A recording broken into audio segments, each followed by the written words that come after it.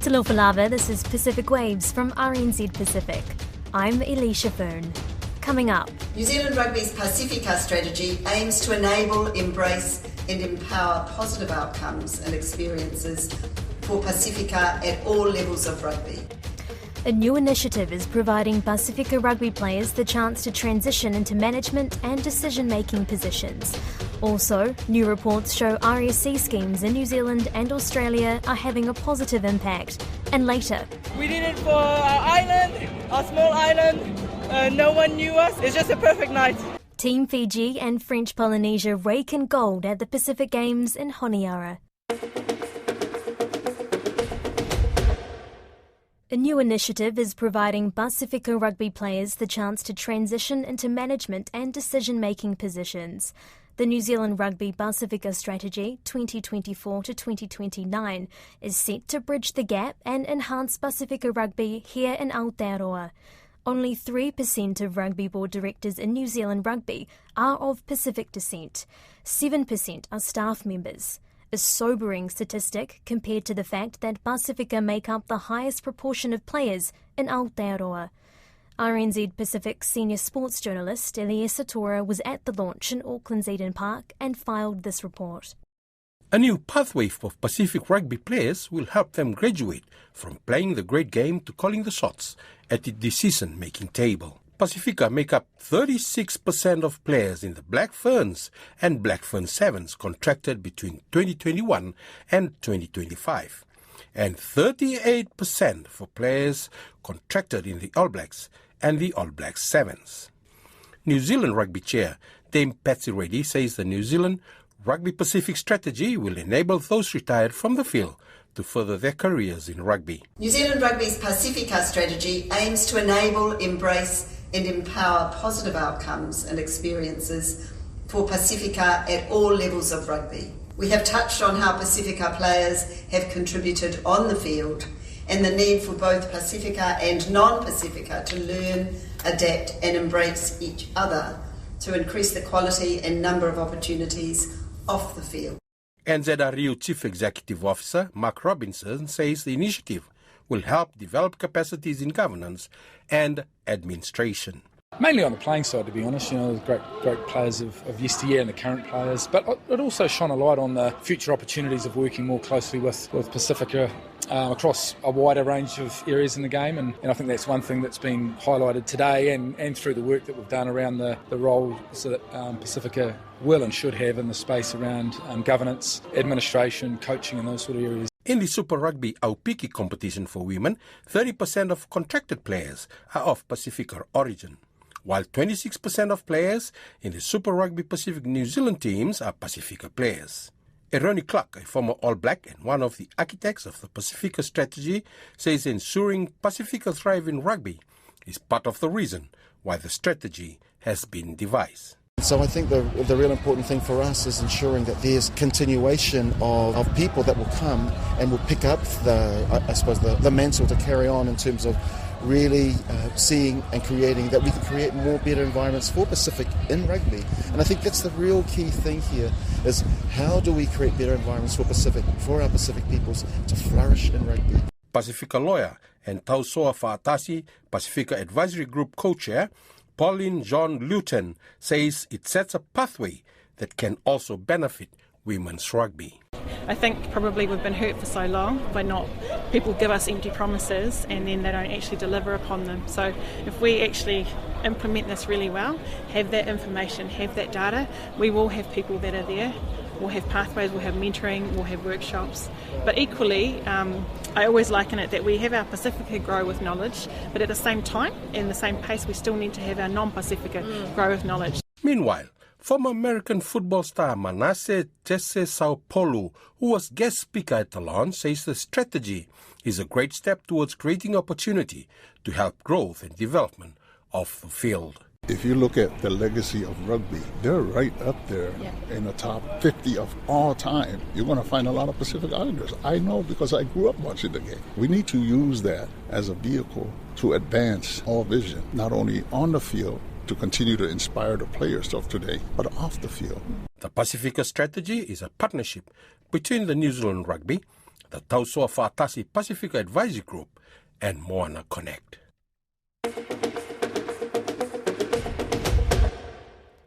Two new reports say labour mobility schemes in New Zealand and Australia have had an overall positive impact for Pacific nations. It comes as countries raise concerns over losing skilled labour. The studies conducted by the World Bank and Australian National University interviewed more than 2,000 workers from Kiribati, Tonga and Vanuatu. One of the authors, Zhang Duan, says the schemes have economic and social benefits. She spoke to Caleb Fotheringham.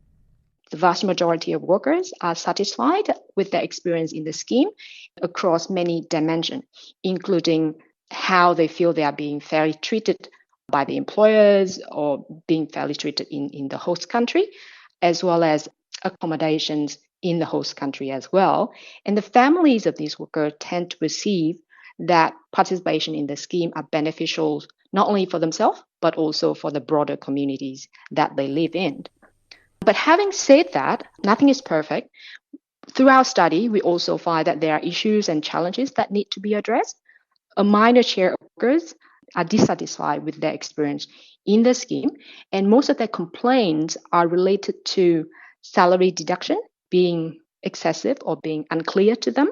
They also express demand for more portability to work for different employers, as well as flexibility in managing their own affairs, such as paying the pre-departure costs or managing their own accommodation. There is also demand for improved private healthcare insurance, especially related to pregnancy and dental problems coverage.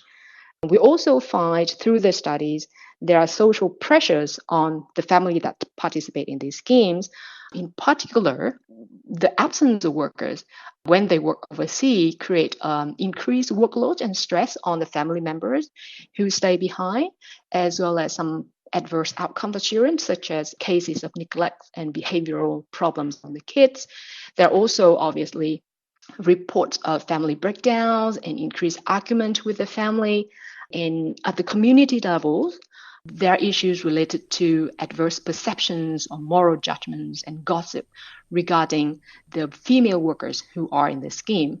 This is particularly noticeable among communities where only a few women participate in the scheme. That's where I'm a little bit confused, because you were talking about family breakdowns before, but also said that relationships had improved for a lot of these families when the workers went overseas. How does that line up? There are two studies, they are like siblings, that we have just launched. One is a quantitative study based on quantitative survey of more than 2,000 workers and more than 4,200 households. And the other is a qualitative study based on in-depth qualitative interviews of more than 400 workers. So what we're trying to do with these two studies is to show a comprehensive, broad pictures of the situation of those who are directly involved in this scheme, meaning the workers and their households. So what we found from the quantitative part is the large share of workers who are interviewed reported improved relationships with their kids, with their spouse and their partners. However, there's still a minority that said participating in this scheme has adverse outcome, adverse impact on their family relationship. And when we dig deeper to understand what happens among those who experience or who reported negative impact on their relationships, that is where the qualitative study came in and complement the quantitative studies. Across these issues, the two studies are consistent. The qualitative in-depth interviews bring out the nuances and explains what happened among these workers that experience that has a negative experience. And that's where we see reports of family breakdowns and arguments and pressure on the families when workers are away for a long period of time. So I don't think they are at odds with each other. And to be clear, the benefits in relationships, that is from a lack of money stress? Partly, yes. When we try to understand why worker reported improved relationships, in many cases it is thanks to increased income and goods that were sent home, and that helped to decrease potential conflicts where money constraint and money stress was a source of conflict before. However, there are more than that. Workers also reported more frequent communication between spouses and partners and better understanding and appreciation of each other's roles that helped to reduce the conflicts among them as well. Samoa, they've decided to put a cap on their seasonal workers because of concern over brain drain. So obviously they still have concerns. How do you view that fitting in with a net positive impact? So from both of our studies, we do see data and numbers and hear stories from the workers and the family on the negative impact. So those concerned about the adverse impact of the scheme are valid, and the study do not disagree with such concern. We see that and we acknowledge that. What we want to do, however, through this study is to provide a broader pictures on overall how is it for the majority of the workers, and then identifying through the study these are the issues that exist and they need to be addressed. So we are not dismissing those concerns at all. In fact, our study do point to the same issues that has been raised. As I said, pressure on the families, reports or cases of family breakdown and extramarital affairs, neglect on children, for example, and those issues exist. But from our study, what we see is it happened to the minority of the workers, but not to be ignored, obviously, especially when we have a large number of workers who have participated in these schemes so far. So even a small percentage would translate into a quite substantial absolute number in terms of how many cases are out there. And through our reports, we do bring out several recommendations, hopefully to help address these concerns going forward. It was raining gold medals at the Pacific Games on the weekend for Team Fiji and French Polynesia. Playing in wet and steamy conditions, Fiji took out double gold in the men's and women's sevens, while Tahiti accomplished the same feat in volleyball. Koroi Hawkins is covering the games in Honiara and filed this report. In the men's sevens, Fiji beat Samoa 19-5 and the women defeated Papua New Guinea 17-7. Fiji men's captain Suliano Volivoli Tuibei led from the front, scoring the team's first try. He says he told the boys going into the match to stay calm. I told the boys when we arrived in Solomon Island, we came here, we mean business. We came here to defend the gold medal. I told the boys, never panic, never lose hope. We want to win this tournament. The Fiji women's captain, Mereula Toroti, thanked fans back home and around the world in Vosamakaviti.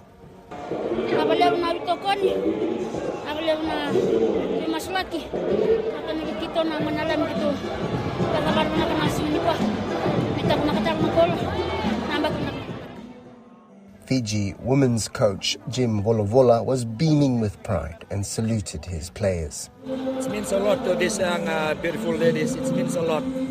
I take my hats off for them. Yeah, they're fighting till the end. Yeah, I take my hats off to these young girls. It didn't seem to be all about winning, though, as silver medalists, PNG, and bronze medalists, Wallace and Fortuna, huddled together for a group photo with Fiji. Wallace and Fortuna's Teani Feleu says it was their first time at the tournament, so finishing on the podium was extra special. It means everything. It's the first time we put a team together to play in the Pacific Games for the seventh tournament, so it just means everything. We did it for our island, our small island. No one knew us, so yeah, it's just a perfect night. But the big upset was in basketball, where the Fiji men dethroned two-time champions Guam by 51 points to 47. Guam captain and veteran basketballer Ty Wesley says this was a tough one to take, but had this message for the fans. You know, we get knocked down, in life, in basketball, it doesn't always go your way. But we'll get back up, we'll be better, we'll come back. For a good chunk of the fourth quarter, Fiji was able to defend a 3-point lead and even extend it by one just before the buzzer. Guam coach E.J. Calvo says his men missed some crucial shots, but he hopes they use the loss as fuel for future competitions. On a night like this where it's one game for it all, if you don't make shots in the fourth quarter, it's going to be tough to expect a gold medal. So If anything, I know the team will never forget this moment, and we'll work even harder to get back here once again and next time secure the goal. Fiji's captain, Marcus Whippy, also a veteran player, was emotional after the match and dedicated the win to his late uncle, Michael. First time I put on the jersey was when I was 15 years old, and he was the coach. And playing today, you know, this is for him. You know, all of us have our reasons to play for Fiji, and Fiji is a rugby country, but hopefully this win will put basketball up there with rugby somehow. Mirroring Fiji's exploits, French Polynesia bagged the double gold in volleyball, with the men defeating Papua New Guinea in straight sets and the women beating Cook Islands by 3-1. In the women's basketball finals, it was again Tahiti and the Cook Islands squaring off, with the French Polynesians coming away with the win 53-46 to complete their triple gold. That's Pacific Waves for today. To listen back to any of our previous episodes, head over to rnzi.com/programs. From myself and the RNZ Pacific team, Tōwha Soifua.